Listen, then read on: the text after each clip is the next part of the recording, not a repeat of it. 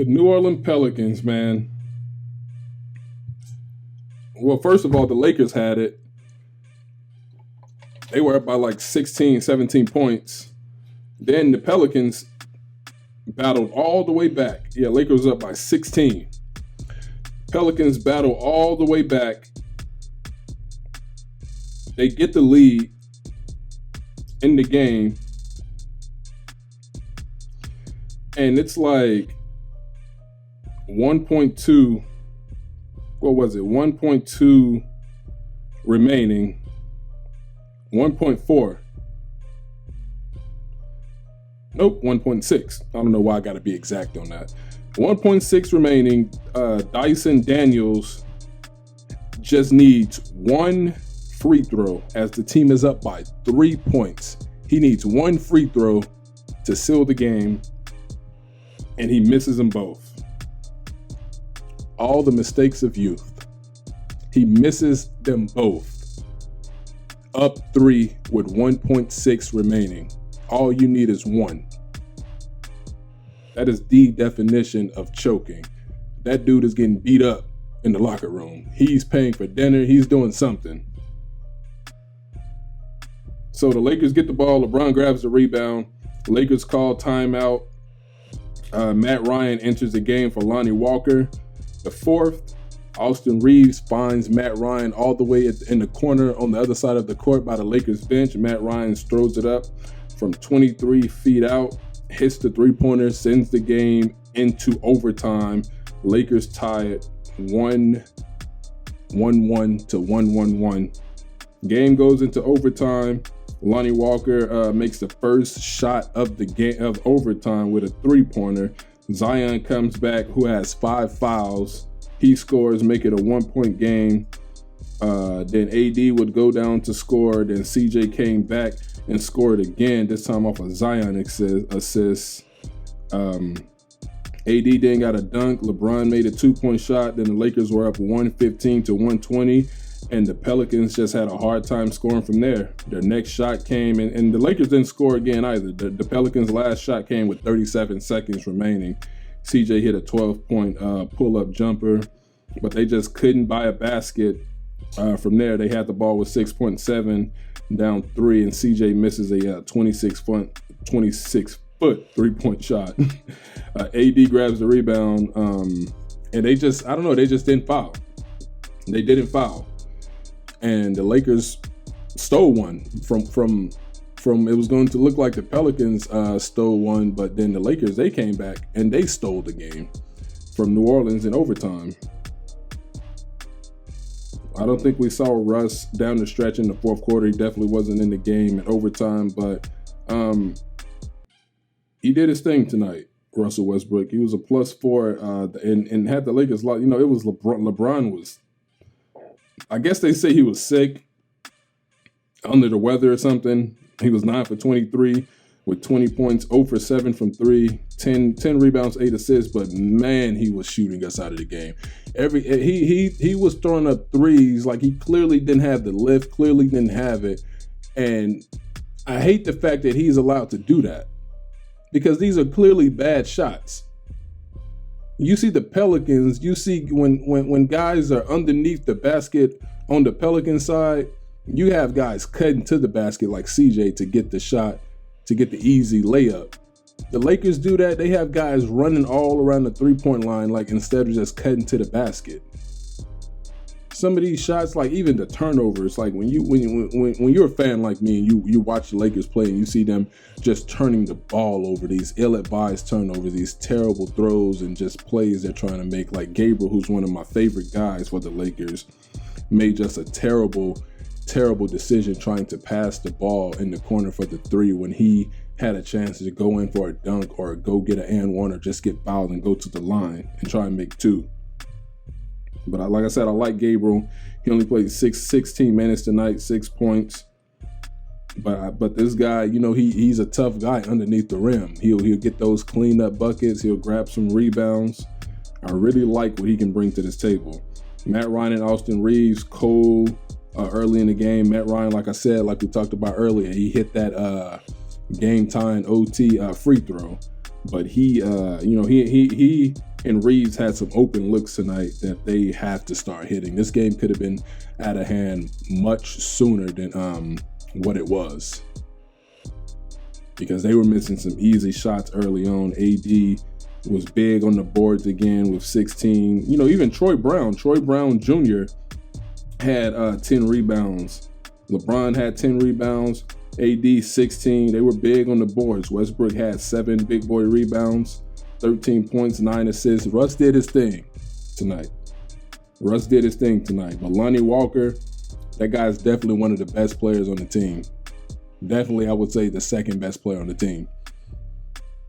28 points tonight. He has been a gem, because he's the one guy on this Laker team that comes from a system.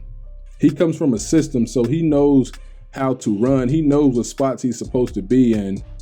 It's just about getting the other guys to do that, because they seem to just play out of control sometimes.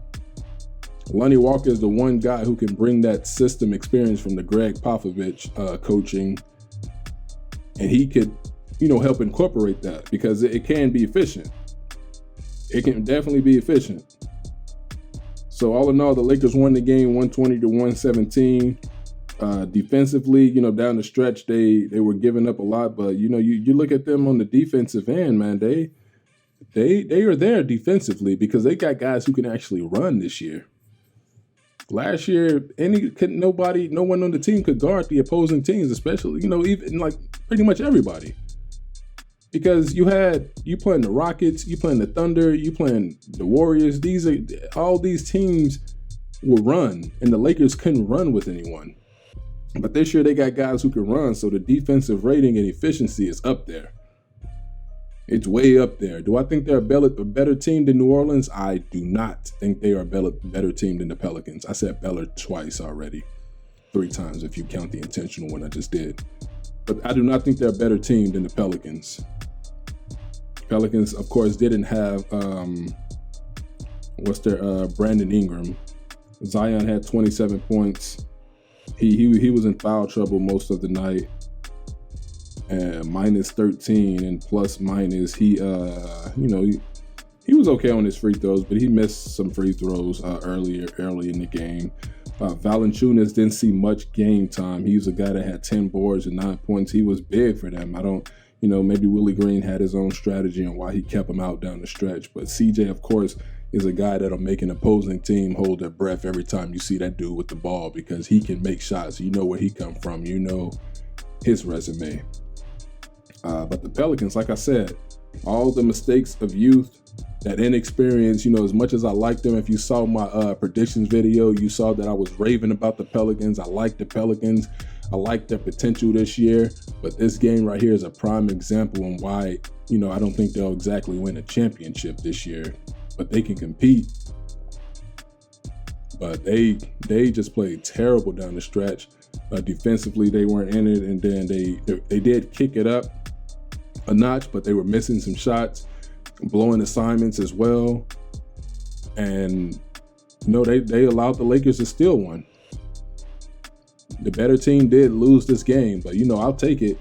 But the Lakers got to get better, man, in these departments, because they're careless with the ball. You got these little fast guards out in New Orleans, like what's his name? Who's the guy named? Who's the guy named the ball thief out there who was on the ball? What's his name? Let me find him. Y'all probably already saying it, but I'm gonna find it. Alvarado, he was big for New Orleans, man. 6 for 8, 3 for 4 from 3, 15 points. He was out there on that ball, and it's frustrating to watch, because it's like, are you communicating, Lakers, with your teammates? Are you communicating, letting them know who's in the area? LeBron getting ripped, getting the ball taken from him from behind. It's like, how are you not calling this out? How are you this careless with the ball? You got to scan the court, know where people are, letting people know where an opposing team is, because that type of stuff is just inexcusable. But yeah, New Orleans, y'all have the type of team, the type of talent that has to grow up before your time, because you have the pieces that it takes to compete, but you got to grow up real fast if you want to compete. But this game was a prime example right here on the Pelicans. They let the Lakers take this one from them. But we'll continue to see what happens, man. Like I said, all in all, good win for the Lakers. Up next, they got Utah Friday in crypto. Then they stay home Sunday to play the Cavaliers. Who have you got? Cavs played a really good game today against Boston, a tough game. So that's going to be a tough for or any game pretty much is tough for the Lakers. Every game is tough for the Lakers. Even this Pistons game coming up on the 18th. So yeah, the Lakers got the Jazz, the Cavs at Utah Monday. Next Wednesday, they're at the Clippers. Well, at home, whatever. Then they got the Kings, the Nets, the Pistons, the Spurs, the Suns, Spurs, Pacers, Blazers to end November. So we'll see if they can continue to string together wins, but they can't continue to do what they were doing tonight.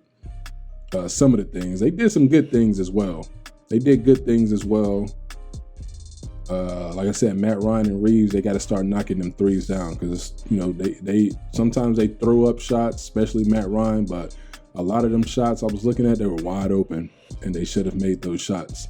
But all in all, Lakers won. We'll see, how they continue to play as November goes on. Up next for the Pelicans, though, they are at home against the Warriors, who are struggling right now. Then they got the Hawks, Pacers, Bulls, and so on. But yeah, that's going to be a fun game to watch Friday when they take on the Warriors. Another game to see where they are in terms of experience. CJ should know a little something about Dame. I said Dame, it does know Dame, but about Steph and Clay, if Clay's playing, because, CJ got some history with them. So we'll see where it carries in. We'll see when Brandon Ingram comes back. Appreciate y'all for taking this time to hear me out. Be sure to like, share, comment, subscribe, and I will talk to y'all soon. Peace.